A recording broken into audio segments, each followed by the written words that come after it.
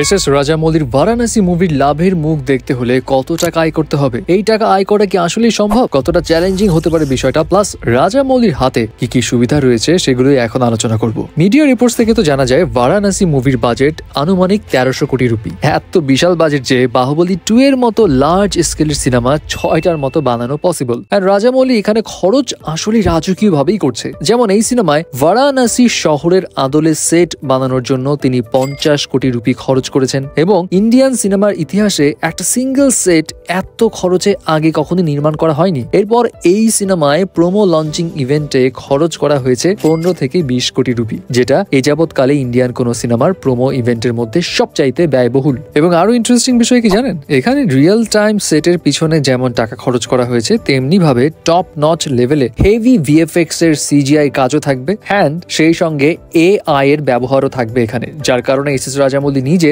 AI এর master ক্লাসও নিয়েছিলেন। যাই হোক, সবকিছু মিলিয়ে যে লেভেলের মুভি এটা বানাতে যাচ্ছে তাতে করে 1300 কোটি রুপি ব্যয় করা হয়তো জাস্টিফাইড, অ্যান্ড প্রমোশন মার্কেটিং এগুলো মিলিয়ে মুভির খরচ হয়তো 1400 থেকে 1500 কোটি রুপি হতে পারে। কিন্তু প্রশ্ন হলো ওই একটাই, এত টাকা খরচ করলে লাভের মুখ দেখতে পারবে তো আসলে? এমন দুশ্চিন্তা হওয়াটাও স্বাভাবিক। যেমন ট্রেড অ্যানালিস্টদের মতে এই ফিল্মের যেই বাজেট ধরা হচ্ছে এখন, সেই বাজেট অনুযায়ী তাকে ব্রেক ইভেনে আসতে হলে, মানে লাভও না লসও না, জাস্ট টাকা তুলে আনতে হলেই গ্রস কালেকশন থিয়েটার থেকে করতে হবে 2200 থেকে 2500 কোটি রুপি। আর যদি সুপারহিট হতে হয় তাহলে কি করতে হবে? তাহলে এই মুভিকে 3000 থেকে 3500 কোটি রুপি গ্রস কালেকশন করতে হবে সিনেমা হল থেকে। আর ব্লকবাস্টার হতে হলে 4000 কোটি রুপির উপরে ইনকাম করতে হবে। সো বুঝতেই পারছেন ইনকামের যে অ্যামাউন্ট সেটা কতটা বিশাল। বাট নাম যখন রাজামৌলির জুড়ে আছে তখন এত দুশ্চিন্তা না করলেও হয়, কারণ রাজামৌলি ঠিকঠাক স্ট্র্যাটেজি সাজিয়ে নিয়েছে। এখানে আপনি একটা জিনিস খেয়াল করে দেখবেন, কাস্টে কে কে আছে। এসএস রাজামৌলি তো একটা বড় নাম প্যান ইন্ডিয়ার ক্ষেত্রে, সেই সঙ্গে কাস্টিং এ রয়েছে মহেশ বাবু, প্রিয়াঙ্কা চোপড়া এবং পৃথ্বীরাজ সুকুমারন। এর মধ্যে প্রিয়াঙ্কা চোপড়ার কিন্তু একটা গ্লোবাল